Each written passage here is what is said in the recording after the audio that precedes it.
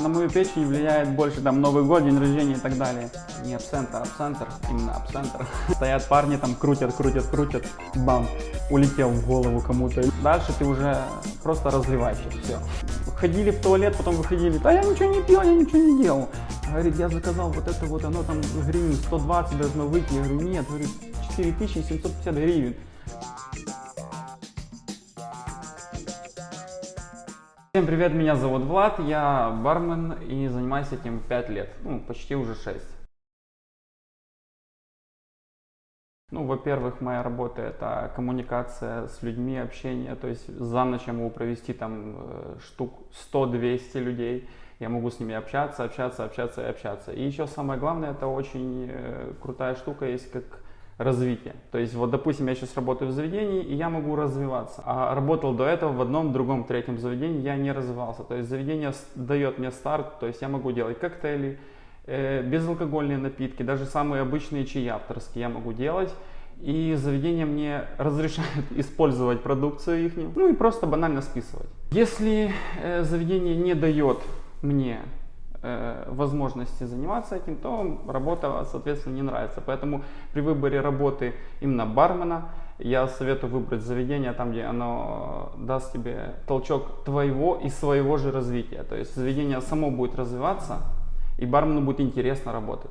Интересно делать коктейли, интересно делать безалкогольные напитки, интересно делать какую-то барную свою стойку, делать даже самые простые авторские чаи, то есть чтобы они были вкусные, красивые и помбезные. А если заведение не дает развиваться, то можно не работать на самом деле. И тогда ты приходишь на работу, и ты приходишь, как будто ты приходишь на завод. И ты не работаешь, ты стоишь просто за барной стойкой и просто наливаешь алкоголь. Либо делаешь лимонады, айси и так далее. Поэтому развитие и общение. Я расскажу две, но такие они прикольные на самом деле. Короче, клуб ночной, движуха, несется. Был даже какая-то пятница, либо суббота, концерт какой-то. Нас 4 за стойкой. Пацаны работают туда-сюда, все бегают, залетает мужичок такой на подрыве, такой хо-хо, все, сейчас подходит, садится на барную стойку, говорит, ребят, налейте. То есть, 2 бармена работают на выдачу, 2 бармена работают на людей, садится мужичок, говорит, наливай. Пацаны не обращают на него внимания, я тоже поначалу не обращал внимания, но потом я бегу, допустим, с 2 бутылками алкоголя, и чтобы что-то сделать, а он меня дергает, говорит, налей. Я такой ложу, говорю, брат, давай. Пообщаемся. Говорю, что тебе налить? Он говорит, у меня есть 30 гривен, говорит, я хочу выпить. Я говорю, друг, у нас кола 0,25 стоит 35 гривен. Говорю, ты не выпьешь. Окей. Он стоит.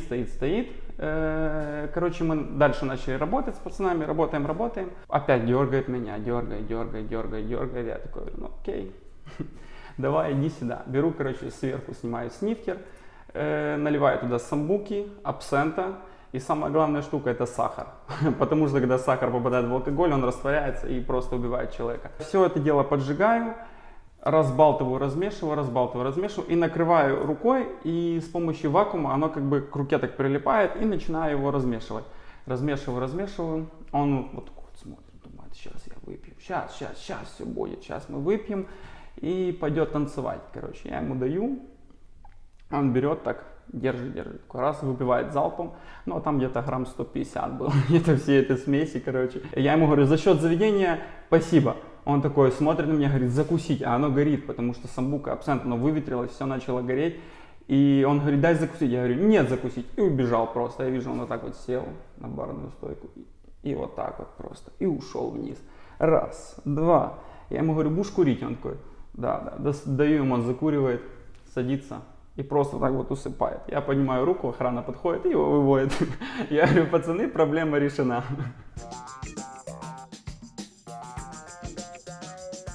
Про барную стойку тоже. Как-то мы сидим, работы нет, где-то часов 10 вечера, тоже клуб только открыли, тоже ночной клуб, мой позапрошлый. Приходит парень с девушкой. История такая, что вот кто-то в этом узнает себя. По-любому кто-то узнает себя и... возможно, саму себе не признается. Вот, приходит парень с девушкой и садятся за барную стойку. Он говорит, наливай, говорит, все, что она захочет. И ей говорит, выбирай все, что ты хочешь, даже меню не читай. То есть у нас есть Дон Периньон за 17 тысяч гривен, Кристалл есть, Майот Шандон, Чивасы 21-25, то есть там за порцию 1700-1800 гривен за 25 чивас, да. Она говорит, я буду там виски.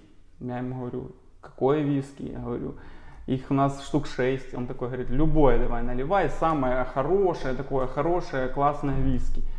Я говорю, хорошо.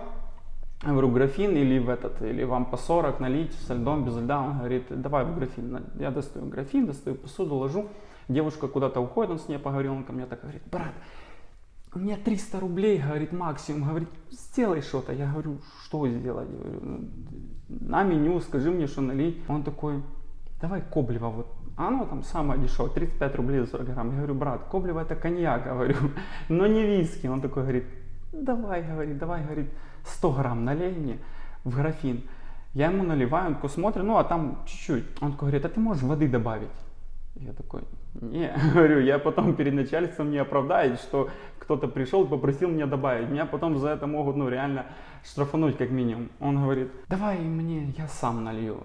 Я говорю, наливаю ему 100 грамм Коблева, пробиваю, даю ему воду обычную с крана, потому что у нас не было фильтров, в ночном клубе нет фильтров. И даю ему, он, короче, вижу вот это вот так вот, садит. И я такой думаю, ну...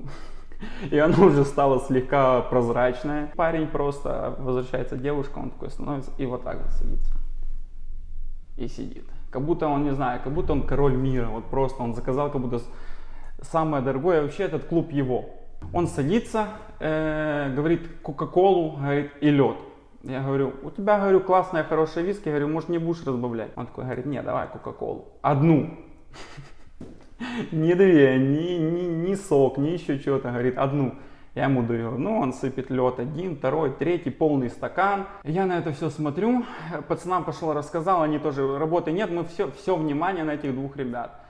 Он сидит с ней, час-полтора проходит, а там не уменьшается. То есть он чуть-чуть налил, так, туда-сюда. Я был уверен, если он с этой девочкой пойдет на улицу и возьмет 2 банки пива или 2 банки Рева, она не откажется, потому что она пьет этот разбавленную Коблева тройку и говорит, классный виски.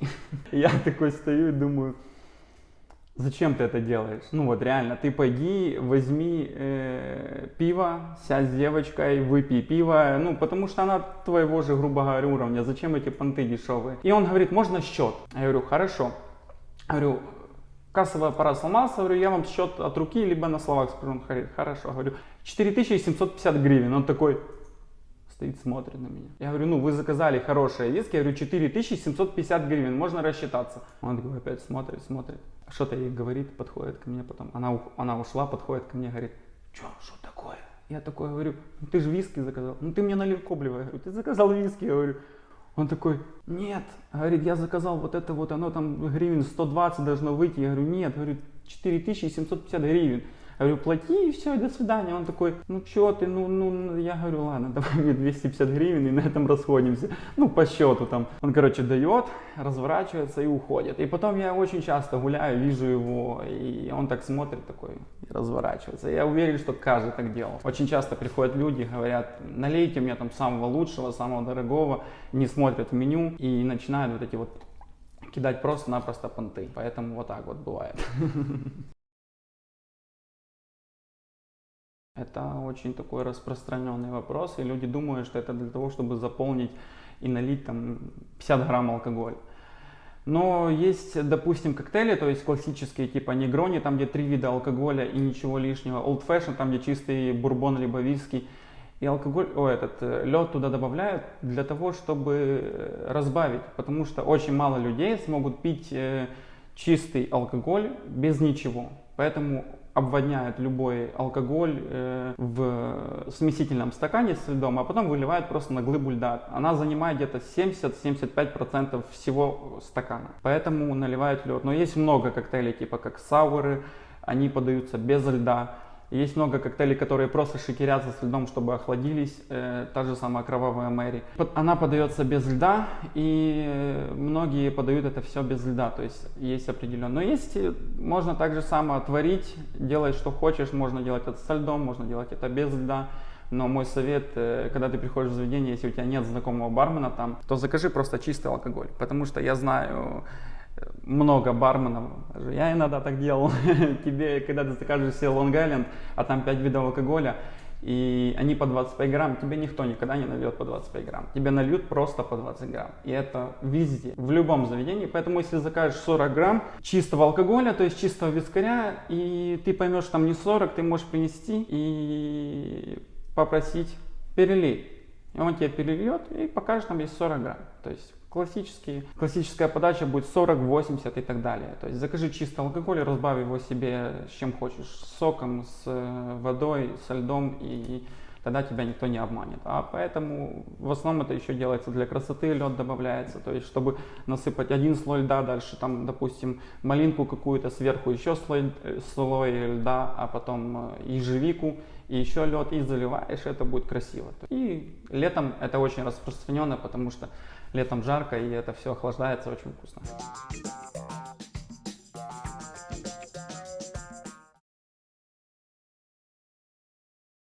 Честно, люди приходят очень редко, когда общаться. Обычно приходят мужики себе девочек найти на вечер, на 2 вечера и так далее. А девочки приходят напиться, потом найти мужика, и чтобы он оплатил этот счет. Очень редко бывает. Бывает, приходит какой-то мужичок один за вечер, и он сидит с тобой с открытия и до закрытия. И начинает тебе говорить вплоть до того, где у него лежат ключи от дома. И это иногда нагнетает. Вот у нас, кстати, недавно был случай. Пришел мужик, сказал, налей мне абсентер. Не абсент, а абсентер. Именно абсентер. Пацаны поймут, кто увидят. И потом просто сидел и рассказывал всем просто все. Вот все. Вот он сел себе, я подошел, он со мной поговорил, ушел. Стоят кальянчики, он с ними разговаривает. Подходит менеджер, он с ней давай разговаривает. И обо всем. Политика, первое. Потом оставленная любовь, второе.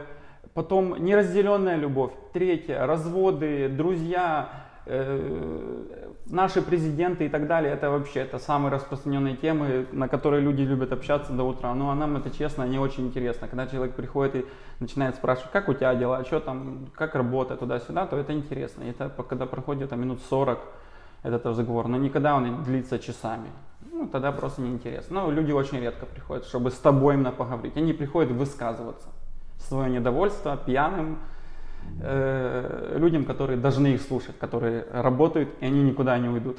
Вот так вот это бывает зачастую.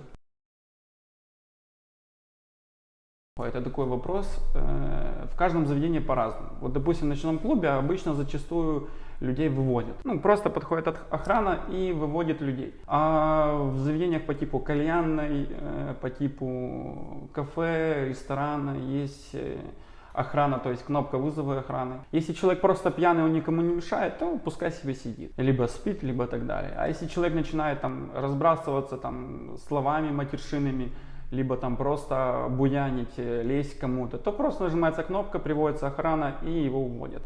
Но в клубах очень часто выгоняют, поэтому я советую людям, которые идут туда целенаправленно, напиться, убиться и так далее.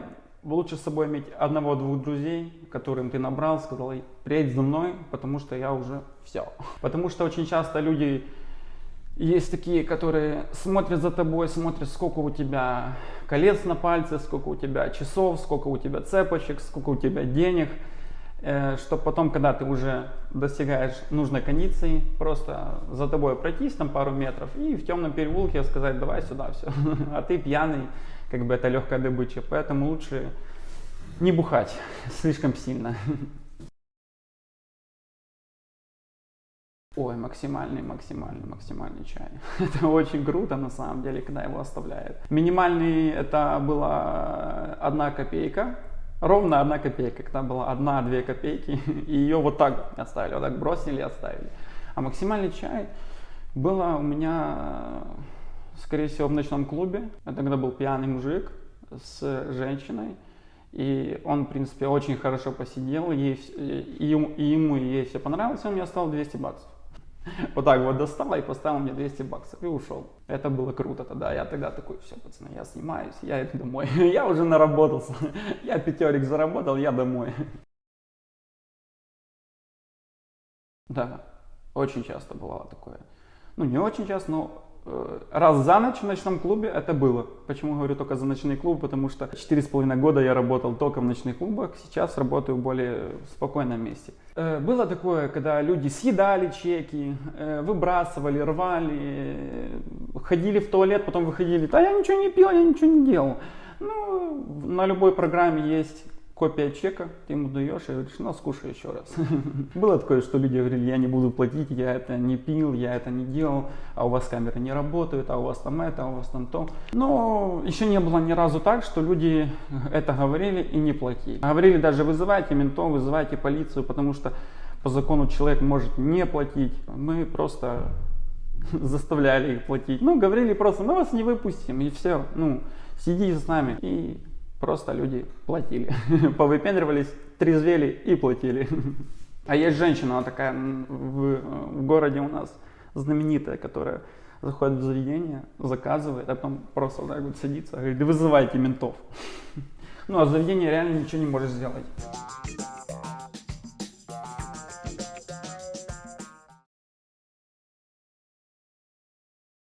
На самом деле не очень сильно. На меня, на мою печень влияет больше там Новый год, день рождения и так далее. А на работе я не пью, ну, я только пробую то, что я делаю. Допустим, я сделал там 10 коктейлей, я их попробовал, но я попробовал по 2-3 грамма, чтобы понять, сладкий он, не сладкий, чего добавить, чего убавить. То есть во время работы моя печень вообще не страдает. На какие-то мероприятия, типа там у кого-то день рождения, Новый год, либо еще что-то, я могу выпить. Ну, как и все люди, допустим.